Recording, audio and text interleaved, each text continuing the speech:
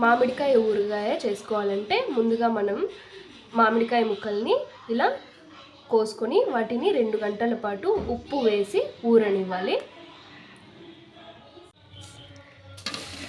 ఊరగాయకి ముందుగా మనం ముక్కల్ని ఉప్పులో ఊరబెట్టుకున్నాం కదా. తర్వాత ఆవాలు, మెంతులు, ఎండుమిరపకాయలు ఇలా లో ఫ్లేమ్లో పెట్టుకొని వేయించుకొని పక్కన పెట్టుకోవాలి.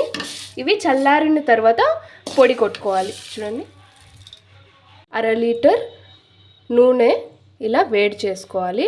వేడైన తర్వాత మనం వెల్లుల్లిపాయలు, ఆవాలు వేసుకొని బ్రౌన్ కలర్ వచ్చేదాకా వేయించుకోవాలన్నమాట. తర్వాత ఆవాలు అనేవి వేసుకోవాలి. ఆవాలు, అలాగే వెల్లుల్లిపాయలు. చూడండి, వెల్లుల్లిపాయలు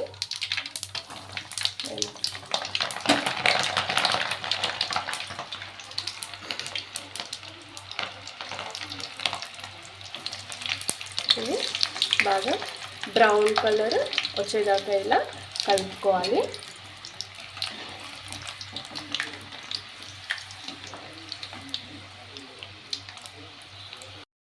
చూడండి, వెల్లుల్లిపాయలు అనేది ఈ విధంగా బ్రౌన్ కలర్ వచ్చిన తర్వాత స్టవ్ ఆఫ్ చేసుకొని ఈ నూనె మొత్తాన్ని చల్లారి పెట్టుకోవాలి. నూనె చల్లారిన తర్వాత మనం పౌడర్ చేసి పెట్టుకున్న ఇది ఇందులో వేసుకొని కలుపుకోవాలి. కారం వేసుకోవాలి.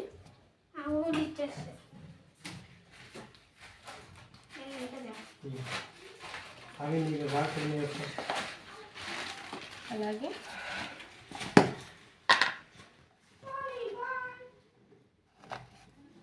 సాల్ట్ వేసుకోవాలి.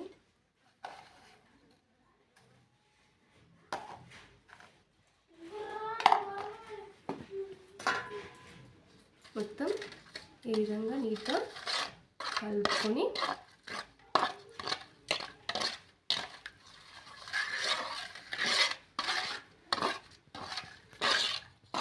ఈ విధంగా కలుపుకున్న తర్వాత మామిడికాయ ముక్కల్ని ఇందులో వేసుకొని బాగా కలుపుకోవాలి. మామిడికాయ ముక్కల్ని ఇందులో వేసుకొని బాగా కలుపుకోవాలి.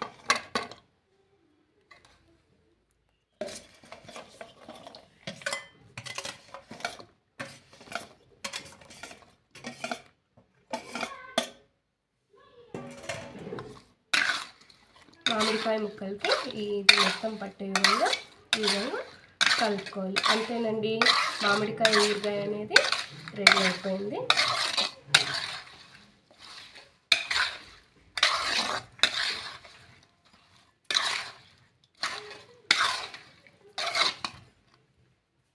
ఊరగాయని 2-3 రోజులు ఊరనివ్వాలి.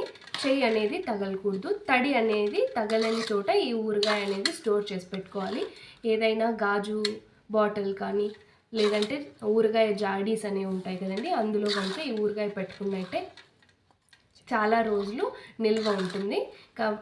స్టీల్ బాక్సెస్, ప్లాస్టిక్ బాక్సెస్ అయితే యూజ్ చేయకండి. మ్యాక్సిమం గ్లాస్ బాటిల్స్ యూజ్ చేయడానికి ట్రై చేయండి. గాజు డబ్బాలో వేస్తే ఈ ఊరగాయ అనేది చాలా రోజులు నిల్వ ఉంటుంది. మామిడికాయ ఊరగాయ అనేది తయారైపోయింది. ఈ వీడియో కనుక మీకు నచ్చినట్టయితే లైక్ చేయండి, షేర్ చేయండి, అలాగే మా ఛానల్ని సబ్స్క్రైబ్ చేసుకోవడం మాత్రం మర్చిపోకండి. Please do like, share and subscribe. Bye.